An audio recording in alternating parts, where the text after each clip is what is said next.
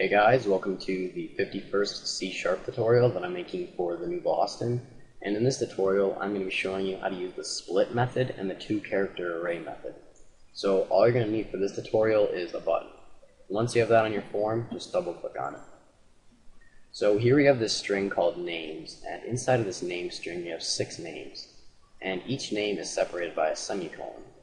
Well, say we wanted to create a string array where each element inside of the string array was one of these names.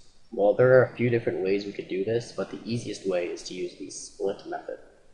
So the split method returns a string array. So we're going to go ahead and create a string array right here for it to put all the information into. So we're just going to call this name array, and then we'll set it equal to it's splitting this names.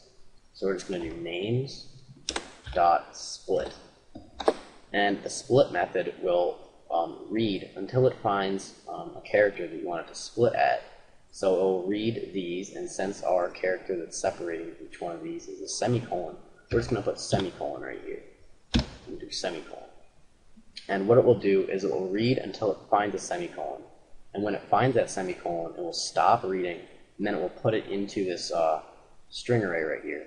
And then it will skip over it and continue reading again. So it'll read Bob, since it finds a semicolon, and then put it into the string array. And we'll continue doing that over and over until it finds the end of the string. So what we'll be left with is a string array that has an element for Adam, Bob, Joe, and so on. And that's exactly what we wanted. And you could make this separator character anything you wanted. For example, if you wanted it to separate by like a period or like a parenthesis or something like that, you could do that. But I find the easiest one is a semicolon. So once you have that all set, just close the parenthesis, and now we'll have a string array with Adam, Bob, Joe, Steve, Alan, and Matt inside of it.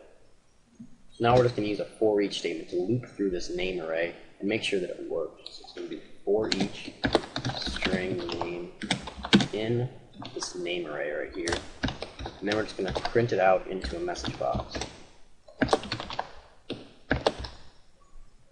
So now when we debug, we should get a message box for Adam, Bob, Joe, Steve, Alan, and Matt. Yep, we got one for all of them. And as you can see right there, we didn't have like Adam, semicolon, or semicolon Bob. It just skipped over this. And that's really nice about the split method, so we don't have to worry about fixing that up later on. So that's pretty much it for the split method. We're now going to be moving on to the two-character array method. Now basically what the two-character array method will do is it will take all the characters inside of a string and put them into a character array. And this is very useful when trying to get all the letters of the alphabet or something like that. So say we wanted to create a character array for each letter of the alphabet. Let's call this like letters.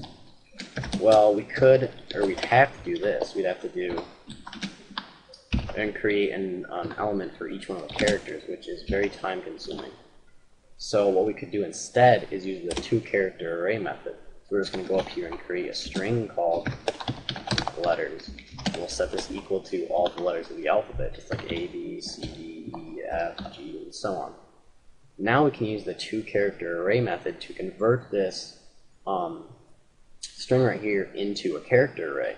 So it'll create an element inside of this character array for each character inside of this string. So we'll have an element for A, one for B, one for C, and so on. So now we can just do underscore letters dot two-character array. And it says copies the characters in this instance to a Unicode character array. So it just converts it into a character array.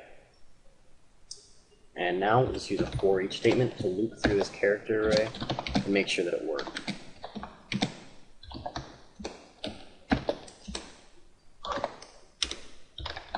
Shows we got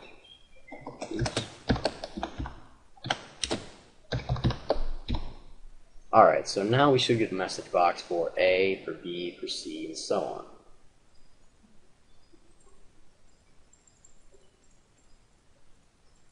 Yep. So that's pretty much it for this tutorial. So, see you guys.